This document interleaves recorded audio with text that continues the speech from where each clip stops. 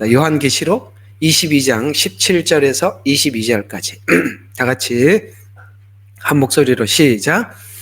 또 성령과 신부가 말하기를 오라 하더라. 듣는 자도 오라 말하게 하고 또 오는 목마른 자도 오게 하며 원하는 자는 누구든지 생명수를 값없이 마시게 할지어다. 이는 내가 이 책의 예언의 말씀들을 듣는 각 사람에게 증거함이니 이거 누구든지 이것들에 더하면 하나님께서 이 책에 기록된 재앙을 그에게 더할 것이요 또 누구든지 이 예언의 책의 말씀들에서 삭제하면 하나님께서 생명의 책과 거룩한 도성과 이 책에 기록된 것들에서 그의 부분을 제하여 버리리라. 이런 일들을 증거하는 분이 말씀하시기를 반드시 내가 속히 오리라 하시니라. 아멘. 그러하옵나이다. 주 예수여 어서 오시옵소서. 우리 주 예수 그리스도의 은혜가 너희 모두에게 함께 있을지어다. 아멘. 자, 이렇게 요한계시록은 이렇게 마쳐집니다.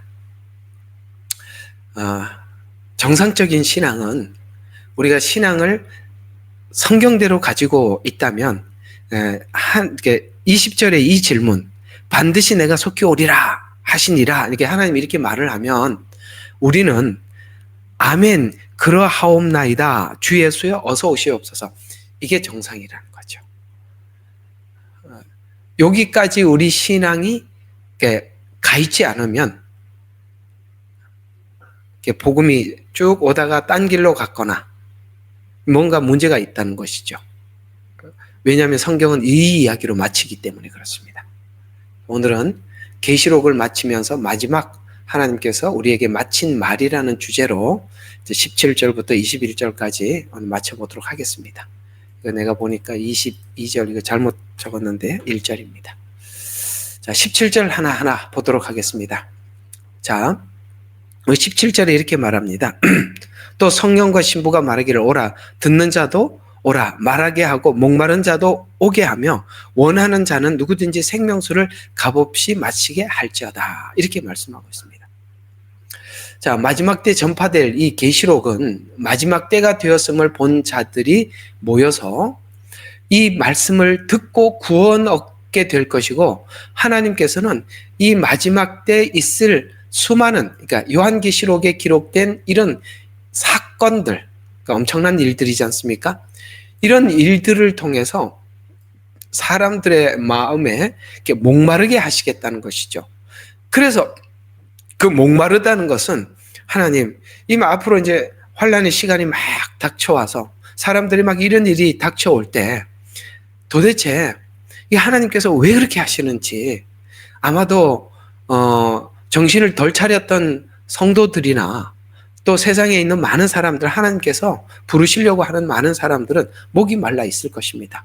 그래서 요한계시록 시대가 되면 우리가 보통 보면 우리 하나님의 말씀에 대해서 목마를 때가 언제냐 정말 내가 예측할 수 없는 환난이 우리에게 닥쳐오면 하나님 도대체 왜 그러십니까? 하나님 살아계시면 도대체 무엇 때문에 이런 일을 하고 계시는 겁니까? 하고 우리가 하나님 앞에 나가게 되지 않습니까?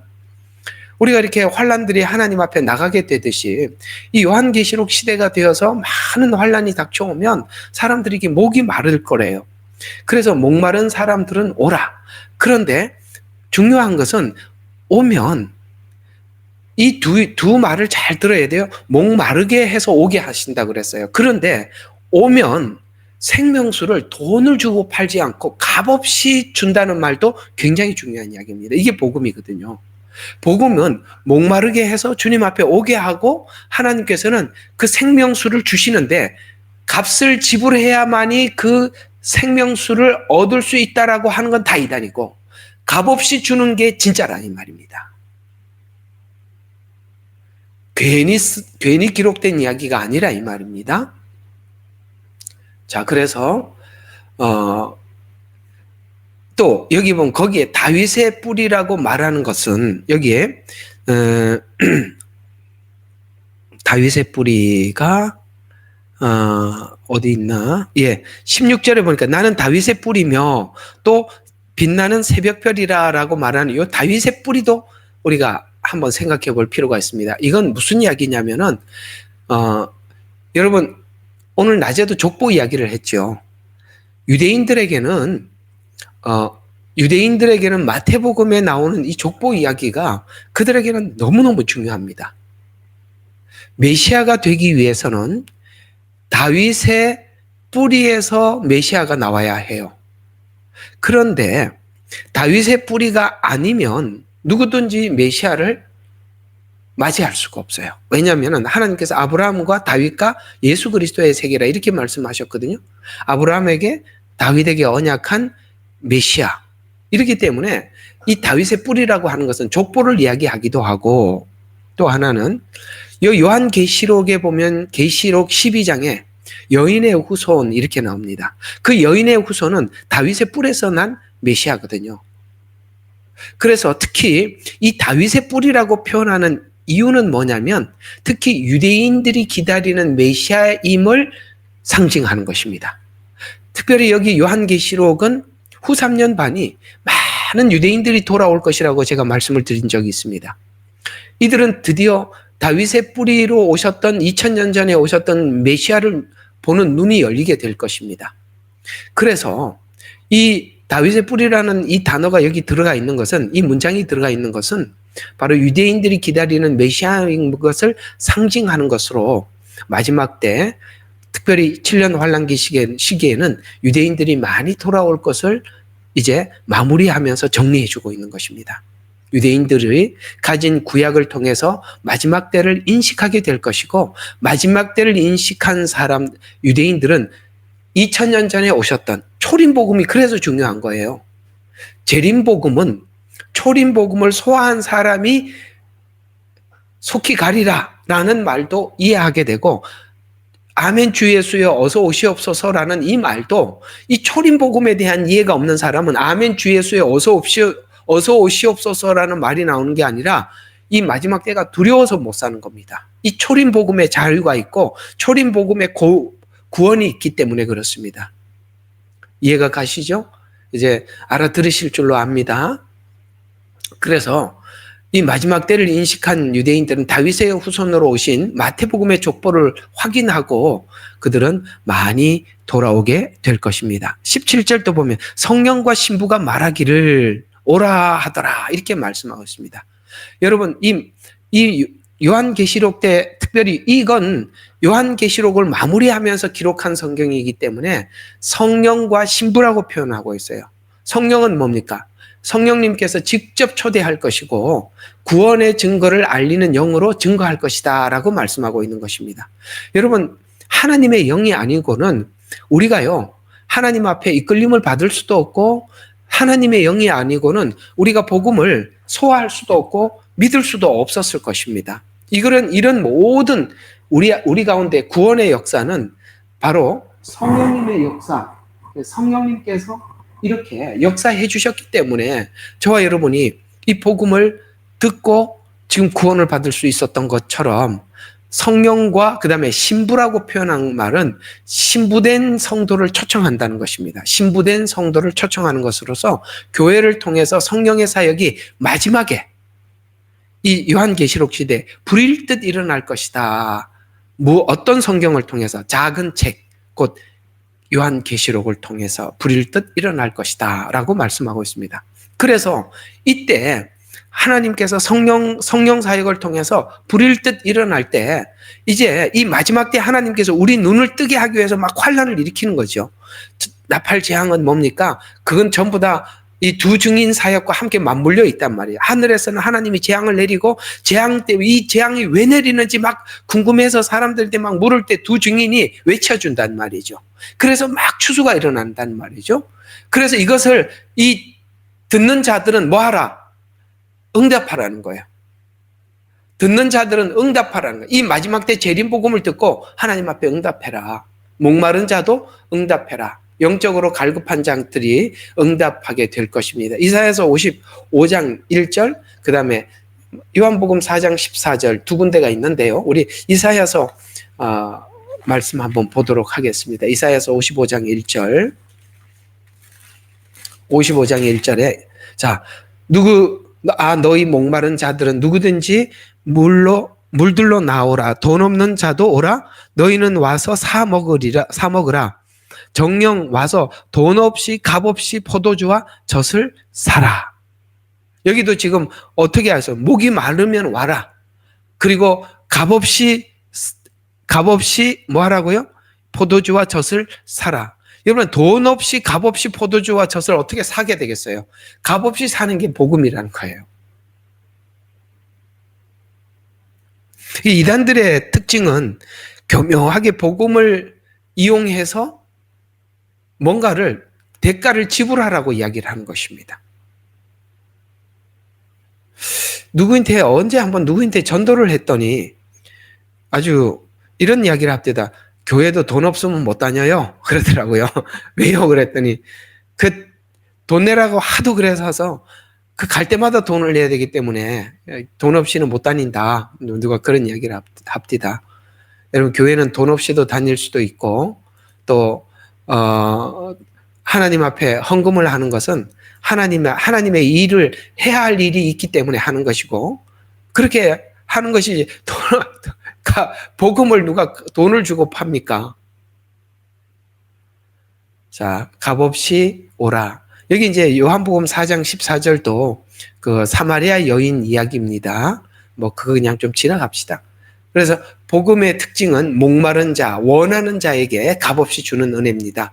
그래서 우리가 꼭 기억해야 될 것은 값을 치르고 이 복음을 받아야 한다라고 하는 것은 다 거짓 복음이다. 자, 그 다음 우리에게 주의를 주고 있습니다. 자, 값없이 준다. 그 다음에 또 중요한 이야기가 또 나오죠. 18절, 19절. 내가 이 책의 예언의 말씀들을 듣는 각 사람에게 증거함이니 누구든지 이것을 더하면, 그 다음에 재앙을 더하고, 그 다음에 19절은 삭제하면 생명의 책과 거룩한 도성에서 기록된 것들에서 그의 부분을 제하여 버리시라. 이렇게 말씀하고 있습니다. 자, 말씀을 빼면 사람들이 있을 것을, 이게 무슨 말씀을 제하지 말라고 했어요. 왜냐하면 말씀을 빼는 사람들이 있을 거라고 암시하고 있는 것입니다. 이게 괜히 기록된 게 아니라 이 말씀을 빼는 사람들이 있을 것이라고 성경은 말하고 있어요.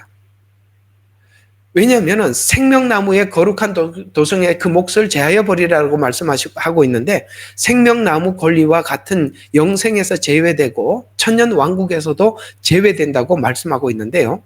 이는 하나님의 말씀을 무시하고 축소해서 하나님께서 하시는 말씀을 가볍게 여기는 자들이 하나님의 권위를 가볍게 여기는 자들로 본다는 뜻이 되는 겁니다. 무슨 말이냐면 누가 제합니까? 여러분 생각해봐요. 하나님께서 딱 못을 박아놨잖아요. 성경을 통해서. 여기서 마음대로 자기 마음대로 빼고 넣고 하는 것은 뭐와 같은 거냐면 하나님의 권위 자체에, 하나님의 권위에 완전히 뭡니까? 하나님의 권위를 뭐라고 생각하면 되죠? 여러분, 누군가가, 여러분들의 상사가, 여러분의 권위자가 무슨 말을 했을 때 함부로 빼는 건 그 사람의 인격과 그 사람의 모든 것을 무시하기 때문에 빼는 거 아니겠어요? 이렇게 하십시오라고 했는데 그걸 뺐어요. 그건 그 사람에 대해서 권위를 완전히 무시해버리는 것이죠. 성경 해석을 자기 마음대로 하는 사람들은 요즘 그런 게 많습니다. 특별히 자유주의 신학이 정말 팽배하거든요. 마음대로.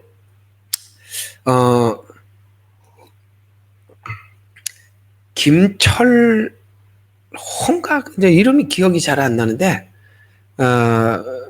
장신대 교수님이세요.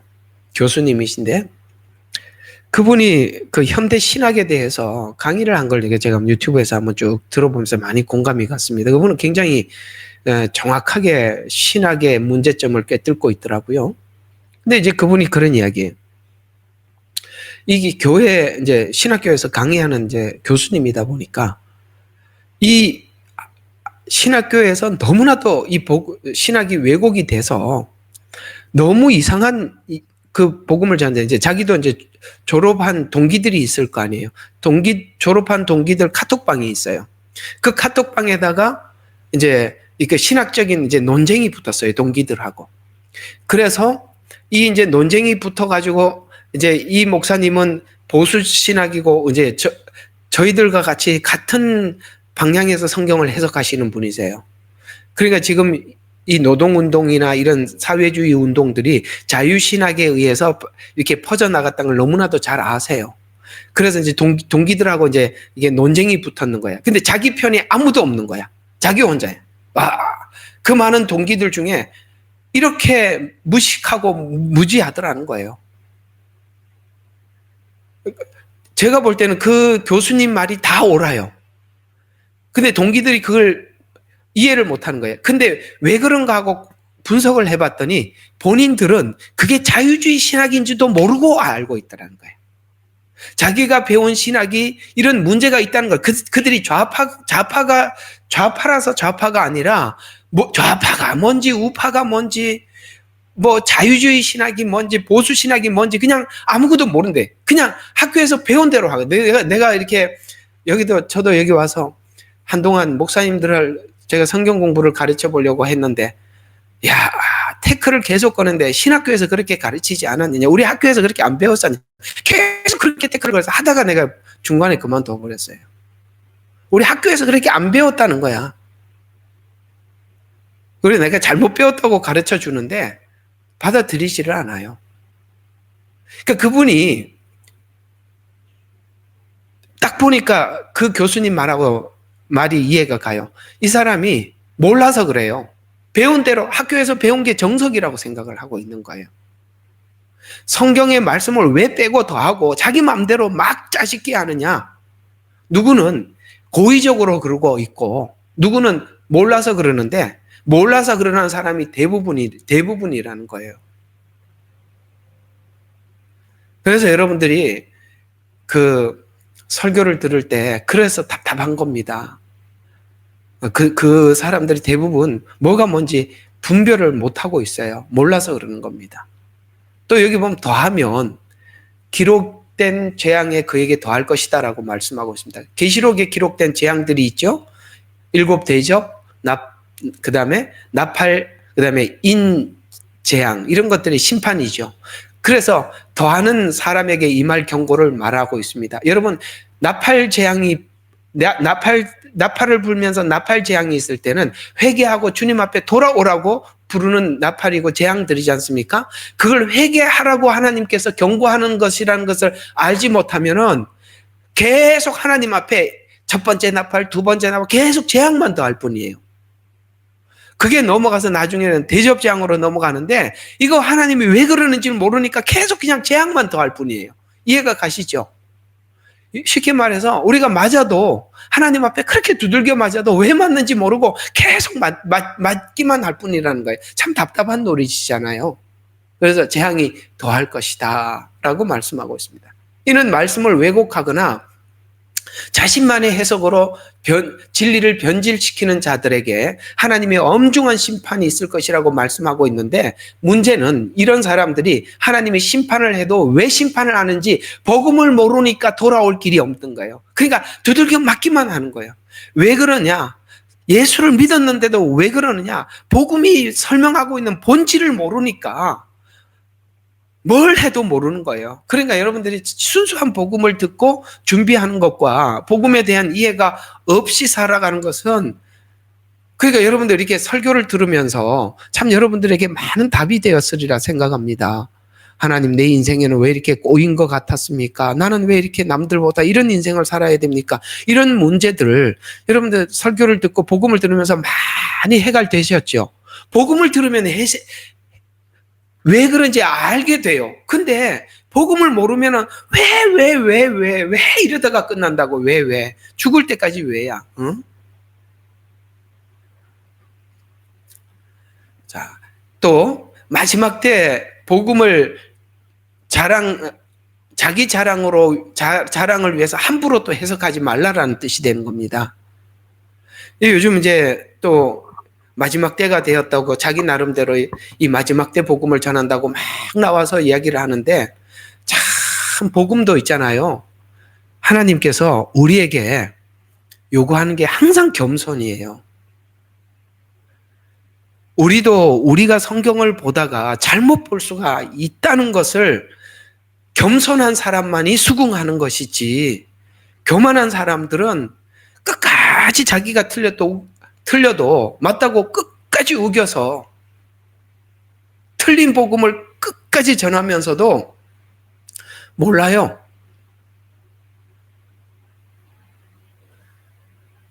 그래서 마지막 때 복음을 자기 자랑을 위해서 함부로 해석하지 말라.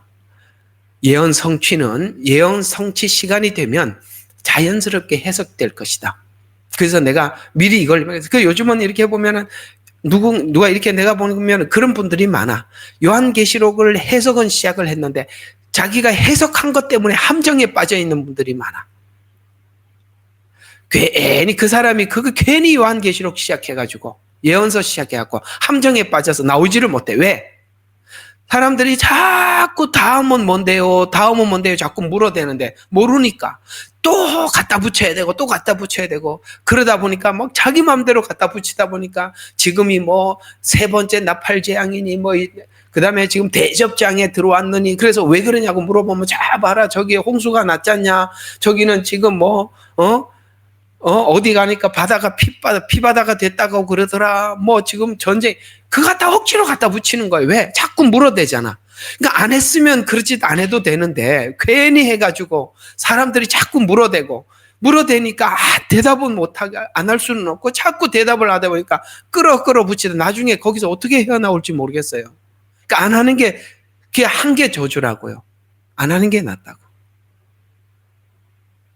하나님이 안 열어주면 안 하면 되는데 맞죠? 사람들이 자꾸 물어대니까 거기다 맞춰주려고 하다가 그렇게 돼요. 그래서 함부로 해석하지 말라는 거예요. 예언의 성취는 그 시간이 되면 자연스럽게 모두 다 알게 될 겁니다. 그래서 계시는 성령님께서 주신 말씀이기 때문에 잘 들어요. 예수님께서 성령님을 통해서 알려준 만큼만 전하는 거예요. 설교자가 사람들에게 자기 과시를 위해서 설교 준비를 해서 자기가 하나님이 알려주지 않는 것 이상을 자기 마음대로 편집해서 전하고 그러다 보면 나중에 자기 딜레마에 빠져버리는 거예요. 자기 딜레마에. 이런 신학생들, 신학교 졸업하고 이렇게 목회하시는 분들 중에 이런 제자들이 있어서 내가 한번 되게 뭐라 그랬어요. 학교 다닐 때. 이제, 그때는 뭐 한국에서 강의할 때인데, 어떤 분이 어떻게 학교 다니면서부터 목회를 시작하게 됐어요. 내가 고민이 있다면서요. 이제 제게 물었어요. 무슨 고민이냐라고 물어봤더니, 자기는 설교 딜레마에 빠졌다는 거예요. 그래서 왜 그렇게 되냐 물어봤더니 매번 이 목사 설교, 저 목사 설교 유명하고 괜찮은 설교들을 막 갖다가 설교는 많이 했는데 설교 속에 각 목사님들마다 각자가 가지고 있는 신학적 배경이 있어요. 근데 막 어느 때는 성도들이 들어보면 저분이 오늘 설교는 좀 예정론으로 설교한 것 같다라는 감이 오고 어느 날은 또 설교는 알미니안주의 같고 그러니까 성도들이 이제 헷갈리기 시작해 자꾸 묻기 시작하는데 본인이 모르니까 대답을 못하는 거야. 괜히 그 사람들인데 한번 그냥 자극적인 또 사람들인데 감동적인 설교 한번 해준다고 유명한 설교집 가지고 설교는 많이 해놨는데 자기 게 없으니까 나중에 성도들이 막 이렇게 물어대는데 이거 어떻게 정리해야 될지 모르겠어요. 그래서 내가 거기에서 목회하지 말고 빨리 도망가라 딴 데로 그랬어요. 하면 할수록 함정에 빠진다. 그래서 되게 뭐라 그랬어요. 앞으로 설교할 때 설교는 밥하는 거하고 똑같은 거다. 밥을 하다가 오늘 죽을 썼으면 죽 그대로 줘. 성도들에게 죽을 주라니까. 오늘 밥을 태웠어. 그러면 그냥 태운 밥 그대로 줘. 그래야 자기 설교가 나오는 거야. 그러면서 내가 야단을 좀 쳤어요. 남의 설교 하다 보면 평생 남의 설교하게 되고 너는 뭘 전하는지도 모르고 평생 그냥 앵무새처럼 산다. 그러니 죽을 썼을 때는 죽 그대로 써줘라. 저도 설교 죽 많이 썼습니다. 설교 죽을 썼는데 앞에서 은혜 받았습니다. 그러면 얼굴을 이렇게 보면은 그저 목사님 오늘 분명히 죽을 썼는데 이 말이라도 해드려야지 하고 하는 게 딱 느껴지면 얼마나 창피한지 아세요? 성도들이 그래도 생각해 준다고 은혜 많이 받았습니다. 목사님 용기 내세요. 그게 무슨 말인지 알잖아요. 그러면 이게 얼마나 창피한지 몰라요. 정말 저는요, 설교하다가 죽스 갖고 정말 그런 적이 있습니다. 설교를 하는데 안 풀리는 거야. 내가 생각해도 말이 않고 이게 풀어지질 않은 거야. 가다가 막히고 일로 가도 막히고 절로 가도 나중에는 땀이 나는 거예요. 야, 진짜 내가 보니 끝나자마자 그냥 도망가고 싶은데 도망도 못 가겠고 문 앞에 서서 성도들은 그냥 그저 위로한다고 은혜 많이 받았습니다 하고 시굽고 가는데 와, 다음번에 어떻게 또 이 강단에 올라가나. 그래서 하나님께서 그런 마음을 주시더라고요. 그것도 중요한 경험이다. 중요한 경험이다. 죽을 써볼 수 있어야 된다. 그리고 성도들이 죽도 먹어봐야 된다. 태운 밥도 먹고 죽도 먹고 우리가 그렇게 모든 것을 잘 먹을 수 있어야지. 오늘 목사님 잘 비벼서 주셨구나. 그런 것만 먹고 오늘은 그냥 맛없네 그러면 안 먹고 그러면 이제 하여튼 그래. 어떤 그 신학교 다닐 때 교수님이 그런 이야기를 합니다. 야, 내가 요번 주에 정말 주일날 죽을 썼습니다. 설교 시간에. 얼마나 부끄러운지 내려와서 죽을 썼는데 세상에 그 여집사님 중에 한 분이 아주 자기 말로는 그래요. 정말 촐싹촐싹거리는 집사님이 내려오자마자 강대상에 내려오는데 목사님 오늘 죽 썼죠 이러면서 따라다니더라는 거예요. 얼마나 창피한지. 근데 하나님이 갑자기 재치를 주시더라는 거예요. 아니 내가 오늘 여러분들 오늘 밥을 못 먹을까 되고 내가 죽을 썼는데 그것도 못 먹어 그러면서 한마디 했다면서 우리 모두 한번 빵 터진 적이 있었는데 뭐 그럴 수 있죠. 어느 날 가보면 하나님이 그럴 때가 있어요. 그럴 때 하나님이 끝나고 난 뒤에 그런 교훈을 하시더라고요. 앞으로 설교를 할 때는 철저하게 준비해서 해라. 그래서 제가 이렇게 다 적어서 하는 거예요.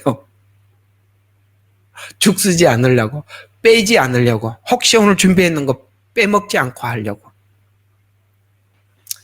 뭐 각 사람들마다 다 이렇게 설교문을 작성하는 원리는 다 다릅니다. 저는 뭐 이렇게 합니다. 그냥 괜찮죠 이것도? 네, 익숙해졌습니다. 자, 또 더하거나 빼면 계시록은 왜곡되거나 축소되어서 진리에서 벗어나기 때문이다. 그렇죠? 예언서는 그렇습니다. 예언서는 한번 잘못 삐끗하면 그 다음이 계속 잘못 가요. 그래서 무서워요. 한 발짝 잘못 방향을 잡아버리면 끝이 달라요. 아멘, 내가 속히 가리라라는 말도 그러니까 내가 속히 가리라는 말도 성도들에게 전해져야 돼. 예언서를 다 들으면 내가 속히 가리라는 말도 와닿아야 돼요, 성도들이. 그리고 주 예수여 어서 오시옵소서라는 자신감도 갖게 해줘야 돼요. 성경을 제대로 설교하고 성경을 제대로 성도들에게 알려줬다면 이 말에 거부감이 없어야 된다 이 말이에요. 성도들에게. 자, 그러면은 거부감이 있는지 한번 뭐 지금 이건 지금까지 제가 여러분들에게 설교를 제대로 했는지 안 했는지 오늘 마지막 날이니까 원래 마지막 책거리는 재미있게 하는 거예요. 그죠? 자, 제가 설교를 여러분들에게 복음대로 잘 했는지 안 했는지를 제가 오늘 이 질문으로 여러분 스스로 자문자답을 하셔서 이 자문자답에 긍정적이라면 제가 여러분들에게 지금까지 설교를 제대로 복음대로 잘 한 거고 아니면 제가 문제가 있는 건데 자 오늘 20절의 질문이 그겁니다. 내가 반드시 속히 오리라 라는 말에 대해서 맞아 주님이 오시는 거야. 오신다고 하셨어. 이 말에 모두 다 공감하십니까? 그러면 여러분들이 지금까지 저에게 복음을 잘 들은 것입니다. 왜 오셔? 왜 온대? 이러면 이게 잘못된 거죠. 진짜 온대? 이러면은 진짜 곤란한 거예요. 두 번째, 여러분들도 온대, 어쩌지? 이렇게 하면 제가 지금까지 잘못 설명한 거예요. 아멘 주 예수 어서 오시옵소서 이렇게 하면 전 여러분들에게 성경 66권을 잘 설명해 드린 겁니다. 이게 끝이거든요. 이 두 가지 질문에 대해서 여러분들이 긍정하신다면 제대로 배운 것이고, 이건 지금 여기서 나는 이게 수용할 수 없다 그러면은 이게 문제가 있는 겁니다. 재미있죠? 이 질문에서 끝이 난다는 게. 자, 그 다음에 이 글을 기록한 분이 예수님을 증언하면서 계시록과 같은 예언이 변질되는 것은 복음의 주체이신 예수님이 변질되었기 때문이다라고 말씀하고 있습니다. 아까 그 질문들 말이에요. 예수님에 대해서 잘 설명을 한다면 오기를 기다려야 되고 그분을 맞이해야 된다는 것이죠. 왜? 성경 주체가 예수님이기 때문에. 복음이 변질되어 있으면 계시록은 당연히 변질된다. 따라서 예언의 해석은 복음의 기초가 탄탄한 자에게 예언이 열리는 겁니다. 그러니까 복음이 탄탄해야 예언도 제대로 열리는 것이지, 초림 복음은 이해가 분명하지 않은 상태에서는 재림 복음이 절대로 탄탄하게 정확하게 할 수가 없다. 주 예수여 어서 오시옵소서는 재림이 이렇게 주님이 오신답니다라는 예언서가 아니라 복음서 때문에 오시옵소서가 나오는 거예요. 맞지요? 복음서 때문에 오시옵소서라고 고백이 되는 것이지 재림 복음이 오시옵소서는 아니잖아요. 속히 가리라는 예언서지요. 오시옵소서는 복음서예요. 그러니까 복음이 탄탄하게 준비되어야 재림 복음이 완벽하다는 거예요. 예언서가 완벽하다는 이야기가 되는 겁니다. 그래서 말씀에 충실하지 않는 자는 하나님의 생명과 구원에서 제외되고, 이 은혜는 말씀을 믿고 순종하는 자만이 구원의 은혜를 누릴 수 있음을 강조하고 있습니다. 그래서 말씀을 있는 그대로 받고 해석하고 보존해라. 참 중요한 겁니다. 그래서 말씀 그대로 받아라. 말씀 그대로 해석해라. 그대로 보존하고 믿어라. 성경이 가장 권위 있는 책이며 권위자의 말씀을 따라 살아가라 라는 이야기가 되는 것입니다. 자, 그 다음에 마지막 20절과 21절. 복음을 받고 계시를 믿는 자의 신앙 고백에서 나올 수밖에 없는 당연한 고백. 아까 말씀드린 것처럼 계시록의 기록 목적은 예수님을 기다리고 만나기 위한 것이기 때문에 복음의 마지막 신앙 고백이기 때문입니다. 예수님의 재림의 약속은 진실로 속히 오리라. 그 재림에 대해서 하나님의 또다시 한번 확고한 약속을 약속하면서 구원의 완성과 심판의 성취를 보증하는 핵심 선언이죠. 성경 전체 이야기, 창조, 타락, 구속, 회복의 궁극적인 완성은 예수님의 재림으로 이루어지는 것입니다. 성경의 마지막에서 예수님의 재림을 언급함으로써 신앙의 궁극적인 소망을 모든 성도들에게 확신을 주기 위해서 이 말씀은 하나님의 구속 계획이 완전하게 성취될 것이며 보증하고, 또 성경의 메시지가 단순한 역사책 기록이 아니라 미래의 예언의 성취를 포함한 약속임을 말씀하면서 모든 이야기를 마칩니다. 그래서 21절에 모든 서신서에서 마지막 마치는 말처럼 우리 주 예수 그리스도의 은혜가 너희 모두와 함께 있을지어다 아멘 하고 이렇게 마치게 되는 것입니다. 그래서 말씀에 성도들의 응답이 아멘 주 예수여 오시옵소서라고 이렇게 끝이 나는 것입니다. 자, 이제 요거까지만 좀 하고 마치도록 하겠습니다. 이번에 여러분 컨퍼런스 하면서 요한계시록이 카이즘 구조로 되어 있습니다 하고 1장하고 1, 2, 3장 그다음에 21장, 22장 하고 이렇게 여러분하고 이렇게 해드리겠죠. A, B, B 해드린 거 있었죠? 그것처럼 오늘은 이제 요한계시록 완전히 마지막 부분이니까 성경 전체와 연결을 해보면 창세기와 요한계시록이 또 카이즘 구조라는 것을 한번 확인하는 거로 성경 전체의 막을 내려보도록 하겠습니다. 자, A, B, C, D 이렇게 4개로 나누어 볼 수가 있어요. A와 A 다시 여기 이제 보이시죠? 요 그림. 제 마우스 보이시죠? 여기는 A입니다. 근데 여기는 A 다시예요. 요거 B죠? 그다음 B 다시입니다. 이렇게 보자는 거예요. 그렇게 보면 창세기와 요한계시록에는 4가지가 카이즘 구조로 이 4가지가 선명하게 눈에 보여요. 그게 뭐냐면 창세기 1, 2장과 요한계시록 22장이에요. 신기하죠? 창세기 1, 2장은 성경의 출발입니다. 22장은 성경의 마지막이죠. 근데 여기는 뭐가 있어요? 창조와 완전함. 근데 새 창조와 완전함.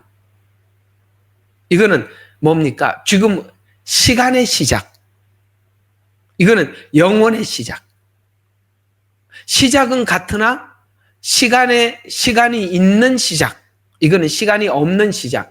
그래서 요한계시록은 요한이 기록했고 요한은 시간이 없는 시작을 태초에 말씀이 계시니라 이렇게 시작했어요. 말씀이 하나님과 함께 계셨으니 말씀은 곧 하나님이라 이렇게 말씀하고 태초 여기 말하는 태초는 뭡니까? 새 창조를 이야기하는 것입니다. 그래서 창세기 1, 2장과 요한계시록 21장과 22장이 이렇게 카이즘 구조로 한 세트예요. 그러니까 성경은 여기서 문제를 제기해 놓고 여기서 완성을 하죠.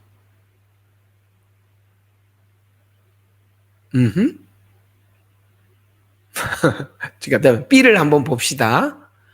B를 보면 죄와 타락, 창세기 3장입니다. 그 다음에 여기는 B, 요한계시록 22장. 여기는 뭐니까? 죄와 타락, 그 다음에 생명나무 치유. 타락을 치유해 주셨어요. 자, 타락을 치유해 주셨습니다. C를 한번 보겠습니다.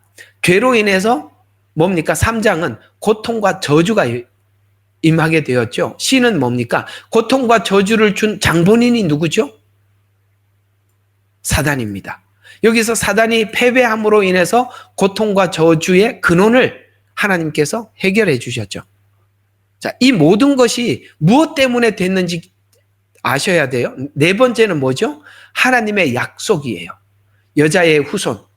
그죠? 여자의 후손. 뱀의 머리가 상하게 할 것이다. 라고 이렇게 여자의 후손이라고 말씀하셨는데 그 여자의 후손인 어린 양이 보좌가 그다음에 보좌에 있고 그다음에 하나님과 우리 사이에 영원한 교제가 이루어짐. 이렇게 끝이 났죠. 자, 그러면 여기 있는 A와 A 다시, B와 B 다시, C와 C 다시, D와 D 다시의 이런 모든 구원의 완성은 무엇 때문에 있었던 것이죠? 왜 이게 가능했죠? 십자가. 그렇죠. 십자가죠. 십자가가 뭘 했는지 아시겠죠? 모든 것을 인간이 죄로 인해서 잃어버린 것을 다 되찾아 준 겁니다. 회복하게 해주신 것입니다. 그래서 오늘 여기 A, B, C, D를 여기 한 번 더 설명하는 것으로 오늘 다 모든 걸 마쳐보도록 하겠습니다. 자, 그러면 A와 A-는 창조와 새 창조 이렇게 되는 것입니다. 아까 말씀드린 것처럼 시간의 창조, 새 창조, 영혼의 창조. 그래서 창세기에서는 하나님의 천지 창조를 하셔서 완전한 세계를 이루셨고 요한계시록은 새 하늘과 새 땅에서 이 완전한 창조가 회복되었다 라고 말씀하고 있습니다. 회복돼서. 근데 여기서 이 회복이 창조의 회복이지만 그 십자가에서 그러니까 외관상 볼 때는 창세기 창조와 새하늘과 새 땅이라는 어떤 공간의 창조지만 그렇죠. 공간의 창조지만 우리가 이 창세기 창조 속에서는 어둠과 타락과 죽음과 사망이 이렇게 있을 수밖에 없어요. 죄 때문에 그랬잖아요. 그 죄는 끊임없이 우리 탐심에 의해서 계속 생겨나는데 그걸 십자가로 모든 것을 우리 탐심을 지우시고 하나님의 은혜에 순복하게 하셔서 새하늘과 새 땅의 주인공으로 만들어 주셨다는 것입니다. 요거는 외형적인 창조라면 실제 우리 안에 내면의 창조를 하셔서 새하늘과 새 땅에 들어갈 백성을 삼아 주셨다는 거예요. 그 다음에 두 번째, B와 B-를 보면 죄와 생명나무수를 대조하고 있어요. 대조하고 있다. 죄와 생명나무. 창세기 3장에서 죄로 인해 생명나무에서 쫓겨난 인간이 요한계시록에서 생명나무를 다시 접근하여서 영원한 생명을 얻는다. 그래서 선악과를 따먹고 즉시 추방할 수밖에 없었죠. 그래서 쫓겨난 인간이 왜 쫓겨났는지, 그것이 그 쫓겨나서 인간이 뭘 생각하게 됐어요? 죄를 생각하게 되고, 죄의 근원이 뭔가 하고 봤더니 내 안에 있는 탐심이고, 그 탐심을 사단이 부추겨서 죄를 짓는구나라는 이 원리를 사람이 깨닫게 되었죠. 이 원리를 깨닫고 은혜를 오직 은혜로만이 이것이 새롭게 되어서 어디로 가게 됐다? 이제는 다시 생명나무를 먹게 됐다. 거기서는 생명나무를 마음대로 먹어도, 생명나무 과실을 마음대로 먹어도 아무 문제가 없죠. 왜? 하나님의 은혜를 알고 들어갔으니까. 세 번째, 저주와 사탄의 심판. 창세기에서는 인간과 뱀이 저주를 받으며 고통의 삶이 시작되는 반면 요한계시록에서는 사단의 최종 멸망과 저주가 제거됩니다. 우리 인간의 탐심이 제거가 된 상태에서 예수님의 보좌, 은혜만 바라보기 때문에 우리에게는 죄의 동기를 부추길 대상이 사라져 버렸어요.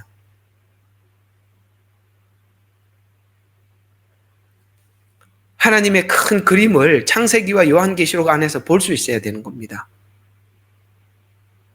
에덴 동산에서 쫓겨난 것도 하나님의 계획과 뜻 안에 출발한 것이다. 성경은 그렇게 말씀하고 있는 것이죠. D와 D-를 보면 구속의 약속과 완성입니다. 약속. 그 약속하신 이가 완성을 했죠. 그 사이에 사람이 개입한 게 없다는 거 아시죠? 사람이 한 게 없다는 거예요. 하나님께서 믿음을 준 만큼 우리가 신앙 고백만 했을 뿐이지. 그것이 행위는 아니잖아요. 하나님이 주신 은혜에 반응했을 뿐이지. 우리가 하나님 앞에 뭘 하더라도 그 은혜에 반응하는 것이지 우리가 구원을 받기 위해서 하는 것은 아니었다는 것이죠. 창세기 15장에서 하나님은 여자의 후손을 통해서 구속을 약속하셨고, 요한계시록에서는 이 약속이 성취되어서 하나님과 영원히 함께하는 구속의 완전한 회복이 이루어졌다. 완전한 회복. 에덴은 그런 의미에서 보면 에덴은 불완전한 회복이죠. 예. 길고 긴 요한계시록 335페이지까지 온 겁니다. 이 페이지수 보이시죠? 335 박수. 수고 많으셨습니다. 예, 이렇게 옛날에 그 로마서 강의하고도 마지막 날은 책거리를 했어요. 떡도 갖다 놓고 과자도 먹고 그렇게 책거리를 한 기억이 있어요. 참 긴 시간 참 달려왔습니다. 335페이지 참 예언서하기 힘든데 여기까지 온 것만 해도 정말 모든 은혜와 감사의 영광을 하나님 앞에 올려드리고, 다음 주부터는 여러분들이 기대하는 스가랴서 함께 나눌 텐데, 이 스가랴서 하면 좀 더 여러분들이 요한계시록을 이해하는 폭이 넓어질 겁니다. 이거 스가랴서 끝나고 어디로 갈지는 잘 모르겠습니다만 언젠가 다시 요한계시록은 또 할 겁니다. 여러분, 요한계시록은 한 번 들어서 안다는 것은 말도 안 되는 이야기예요. 말도 안 되는. 우리 스가랴서 한번 잠깐 눈으로 보고 오늘 한번 다음 주에 할 게 어떤 내용인지 한번 살펴봅시다. 스가랴서. 제가 가지고 있는 성경으로는 1174페이지 나오거든요. 전체 한번 대략 보면 몇 장까지 14장까지 있죠. 그렇죠? 소선지서 치고는 분량이 굉장히 많은 겁니다. 그렇죠? 14장까지 있는 소선지서는 스가랴서밖에 없을 것입니다. 여기도 대략 보면 6장까지는 크게 어렵지 않아요. 7장부터 약간씩 어려워져 가고 이제 12장부터 이제 정말 난해해져 갑니다. 후반부로 갈수록 조금 어려워져요. 많이 어려워져요. 근데 누구에게는 많이 어렵고 누구에게는 안 어렵고요. 누가 어렵냐? 이스라엘을 모르는 사람은 스가랴 손을 못 댑니다. 그러니까 이스라엘을 아는 사람 스가랴서를 아무렇지도 않게 손을 대죠. 스가랴서를 사람들이 설명하지 않는 이유는 대체 신학으로 요한계시록을 설교했기 때문에 여기 오면 꼬여버려요. 설명을 할 수가 없어요. 그래서 요한계시록을 설명하고도 스가랴서 손을 못 대는 거예요. 우리 한국 스가랴 한번 쳐보세요. 이게 설교한 사람들이 누가 있나? 거의 없습니다. 왜 못 되냐? 대체 신학으로 계시록을 예언서를 해석했기 때문에 스가랴서는 대체 신학으로는 절대 열 수가 없어요. 안 열려요. 몰라요. 그래서 그런 겁니다. 지금 우리가 요한계시록에서 탄탄하게 준비를 했으니 이제 스가랴 가서 많이 은혜가 될 겁니다. 오늘 예배 마치고 우리 성도님들하고 앉아서 이렇게 오늘 이제 여기 스가랴서 이러할 것이다라고 얘기했더니 요한계시록에 대해서 이해가 없는데 어떡하냐 그러는데 아니 걱정하지 마세요. 여기 하고 나면 다시 또 요한계시록이 또 보여요. 둘이 세트다 보니까 이쪽에서 눈을 열어놓고 또 요한계시록이 더 선명하게 보이고 요한계시록을 하고 이쪽 보면 또 이쪽이 더 선명하게 보이고 그렇게 되는 거예요. 너무 걱정하지 마시고 자 한번 기대해 보시기 바랍니다. 이전에 소선지서 강의하면서 스가랴서 많이 한번 다룬 적이 있긴 하는데 후반부를 좀 다루었어요. 전반부는 많이 안 다뤘었거든요. 자, 다음 주부터 좀 기대하시기 바라고 어쨌든 계시록 하느라고 수고들 많으셨습니다. 끝나고 그냥 얼굴 좀 보고 이렇게 좀 인사 좀 하고 가세요. 툭툭툭 나가지 말고 우리 이제 다들 얼굴 감출 것 없어요. 컨퍼런스 와서 다 봤는데 뭘 다 알아요, 누군지. 이름만 봐도 이제는. 딱 보면은, 아이고, 그래. 이분, 그래. 그분이구나. 그냥 착착착 알잖아요, 이제. 그죠? 그래서 우리 좀 친밀하게 갑시다. 오늘 기도하고 마칠게요, 일단은. 하나님 감사합니다. 요한계시록 하나님께서 22장까지 참 와서 너무나도 감사합니다. 아버지 하나님 한 장 한 장 속에 보여주었던 그 하나님의 귀한 은혜들 우리 가슴 속에 남게 해주시고 아버지 하나님 아직도 덜 열려있는 아버지 하나님 예언서가 있다면 하나님께서 열어주시옵소서. 그래서 우리 마지막 때를 잘 준비하게 해주셔서 마태복음 24장 후반부에 나오는 것처럼 착하고 충성된 종이 되어서 때를 따라 성도들에게 양식을 잘 먹여줄 수 있도록 하나님 말씀 또한 열어주셔서 우리가 나누게 하시고 준비되어지는 우리 주생명 선교교회 예레미야 눈물교회가 되게 하여 주시옵소서. 지금껏 인도하신 하나님께 모든 영광을 돌려드리며 우리 주 예수 그리스도의 이름으로 기도드렸습니다. 아멘. 예레미야의 눈물은 시대에 맞는 말씀 선포와 변질되지 않은 순수 복음을 외치고 있습니다. 함께 연결되어 하나님께 예배드리며 이 마지막 때에 하나님께 쓰임받길 원하시는 분은 카카오 채널로 연락 주시면 연락드리도록 하겠습니다. 고정 댓글에 채널 경고와 착제에 대비한 예비 채널과 제2채널 링크를 올렸습니다. 이 채널 또한 구독 부탁드리겠습니다. 감사합니다. 우리는 역사상 가장 중요한 시점을 지나고 있습니다. 하나님께서는 하나님의 일을 하시기 전에 사람을 준비시키셨음을 우리가 알고 있습니다. 하나님 말씀은 마지막 때에 대추수, 대부흥의 때가 있다고 분명히 예언하고 있습니다. 아멘. 하나님의 말씀이 그대로 성취될 것을 믿습니다. 예레미야 눈물은 잠자는 교회와 영혼을 깨우기 위해 노력하고 있습니다. 이 가슴 뛰는 일에 함께 하길 원하시는 분은 카카오 채널로 연락 주시기 바랍니다. 당신은 위대한 하나님의 사람입니다.